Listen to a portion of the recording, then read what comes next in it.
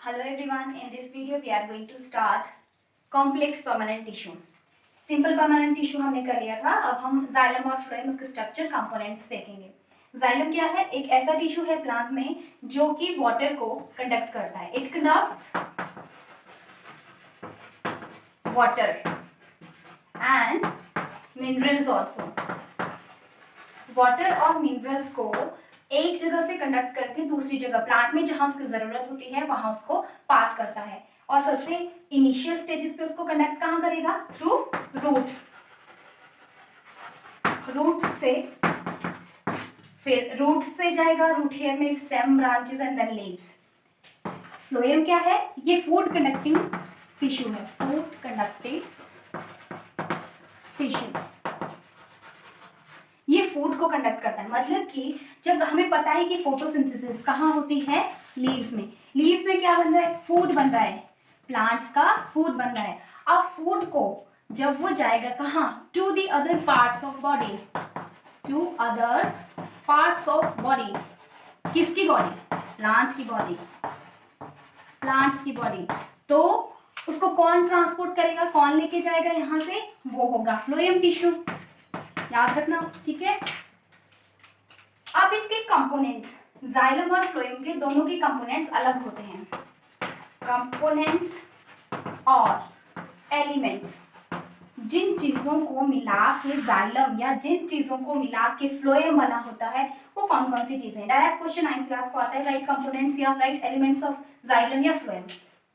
सो component क्या है? First component that is tracheids, second component is vessel, third component is xylem parenchyma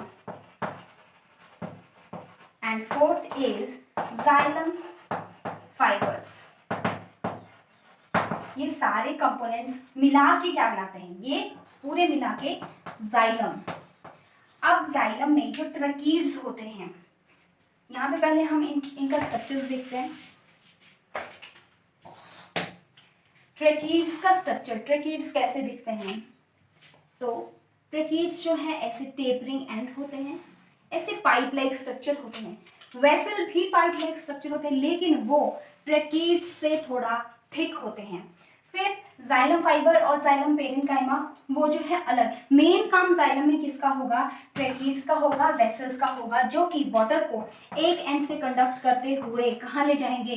दूसरे and पे जहां उनकी जरूरत है। तो एलिमेंट्स आपको क्लियर होने चाहिए फॉर 9th क्लास, और उनका फंक्शन क्या है? जाइलम का फंक्शन क्या है? एक और चीज, जो एलिमेंट्स हैं जाइलम के, इनमें से ट्रेकीड, वेसल एंड जाइलम पेरेन्काइमा और जाइलम फाइबर, इन चारों में से सिर्फ एक जाइलम पेरेन्काइमा ही लिविंग है।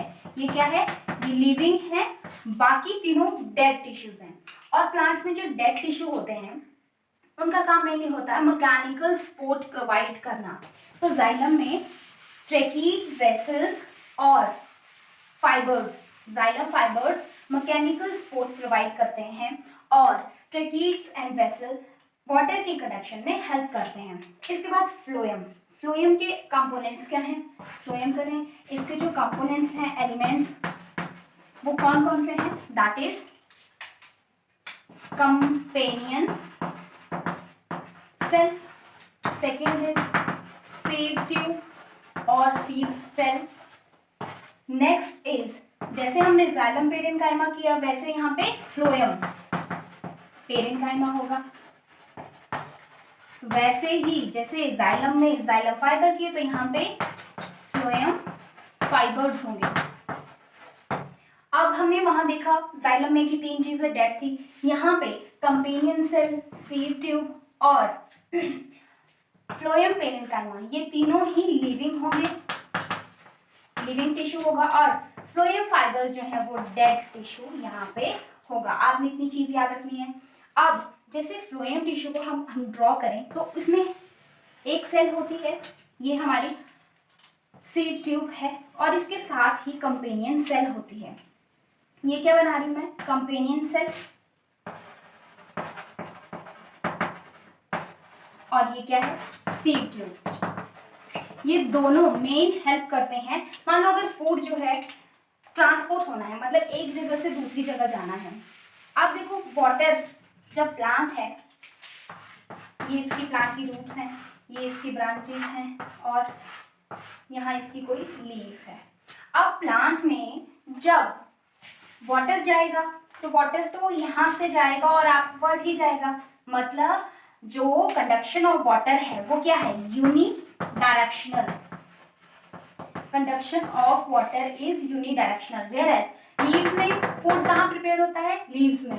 तो अब लीव्स से वो कहाँ, ब्रांचेस में भी जाएगा, जो अदर लीव्स हैं और बाकी जो पूरा स्ट्रक्चर है प्लांट का, चाहे वो रूट्स हैं, ब्रांचेस, स्टेम, अदर पार्ट्स हैं, फ्लावर है, उसमें भी जाएगा।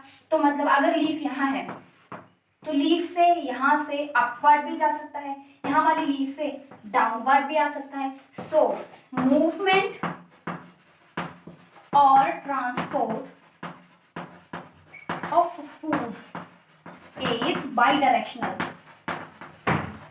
अब ये क्या है, बाई डायरेक्शनल मूवमेंट है, बाई डायरेक्शनल दोनों साइड को याद रखना। जाइलम मोस्टली एक ही डायरेक्शन में फ्लो करता है, उसका जो वाटर कलेक्ट कर रहा है, और फ्लोएम की हेल्प से बाई डायरेक्शनल ये चीज होती है। लेटरल कनेक्शन भी होती है। लेटरल कनेक्शन का मतलब क्या है कि ये प्लांट है, जैसे ये कोई प्लांट है, लेटरल कनेक्शन का मतलब है कि इस पार्ट से साइड वाली तरफ को, ब्रांचेस को कनेक्शन होना, तो वो भी जाइलम फ्लोएम दोनों करता है। लेकिन लेटरल कनेक्शन में कौन हेल्प करता है, क्वेश्चन में यहाँ बता रही हूँ आपको। लेटरल कंडक्शन चाहे वो फूड का है या चाहे वो वाटर का है। अगर वाटर का है, लेटरल कंडक्शन ऑफ वाटर है अगर, तो कौन करेगा उसको, वो करेगा xylem parenchyma.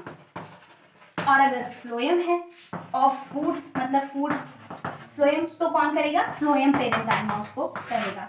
So this is all about xylem and phloem for 9th class, basic concept. इसके बाद टिश्यू वाले चैप्टर में क्लासिफिकेशन ऑफ टिश्यू में एक और चीज आपको है, that is epidermis and bark, protective tissue.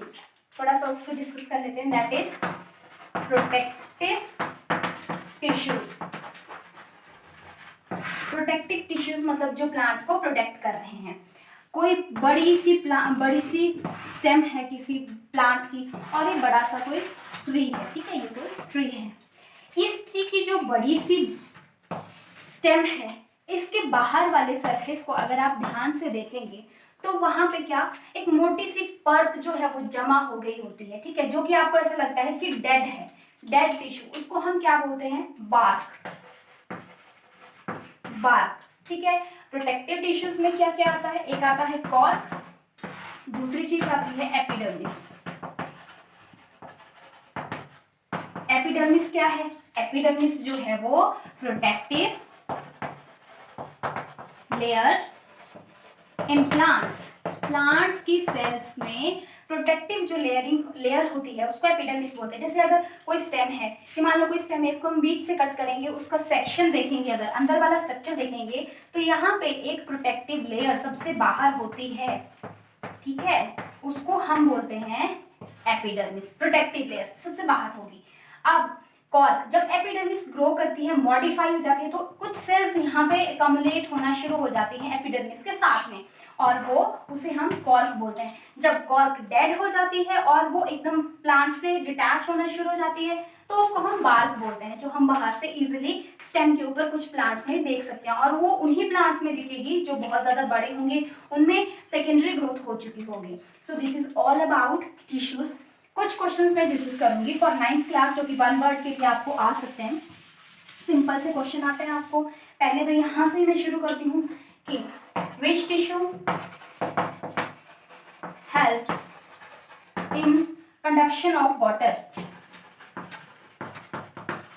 Water, answers आप खुद निकालेंगे क्योंकि ये सारे क्वेश्चन हमने यहीं पे डिस्कस किए। Which tissue helps in conduction of food, ये भी हो गया question.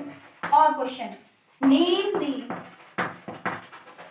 Living component of xylem, ठीक है, ये भी हमने डिस्कस किया। चलो मैं आपको बता देती हूँ, दैट इज जाइलम पेरेन्काइमा, ये इसका आंसर है।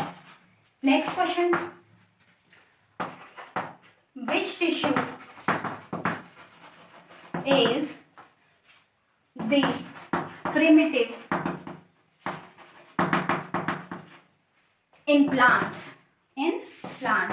मतलब कि सबसे प्रिमिटिव, सबसे पुराना, सबसे सिंपल जो टिश्यू है वो कौन सा है? वो सिंपल, हमने सिंपल परमानेंट टिश्यू पढ़े हैं, उसमें से पेरेन्काइमा।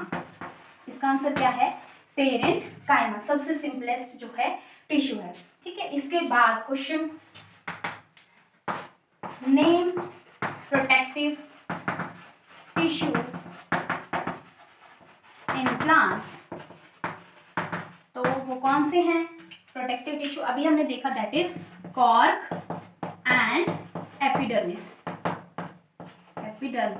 Cork and epidermis. और क्वेश्चन इससे जैसे बन सकता है, that is which tissue helps in providing flexibility to plant. पहले तो क्वेश्चन को समझो। बोल रहा है कि प्लांट में फ्लेक्सिबिलिटी का मतलब है, देखना जब हवा चलती है तो प्लांट ऐसे झूमता है पूरा, ठीक है, टूटता नहीं एकदम से। तो अगर वो फ्लेक्सिबल है तभी वो ऐसे कर पाता है, अगर वो रिजिड होता, फ्लेक्सिबिलिटी नहीं होती तो हवा आती और एकदम से वो टूट जाता। तो वो फ्लेक्सिबिलिटी कौन सा टिश्यू देता है? That is collenchyma. Very important, collenchyma. Next question, which tissue found in which kind of tissue found in the husk of coconut, that is sclerenchymatous tissue,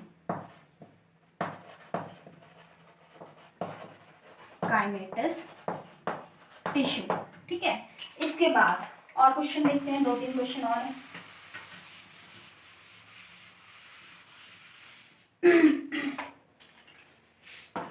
Name the tissue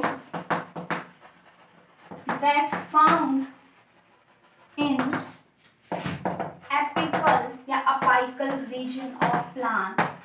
Answer is, you all know that apical meristematic tissue. Apical meristematic tissue is the answer. Next question. Name the type of tissue helps in rapid cell division. अगर कोई भी जो plant है या tissue है rapidly divide करेगा, मतलब वो क्या करता है? ग्रोथ में हेल्प करता है, ग्रोथ उसकी वजह से होती है। और वो कौन सा टिश्यू है? That is meristematic tissue.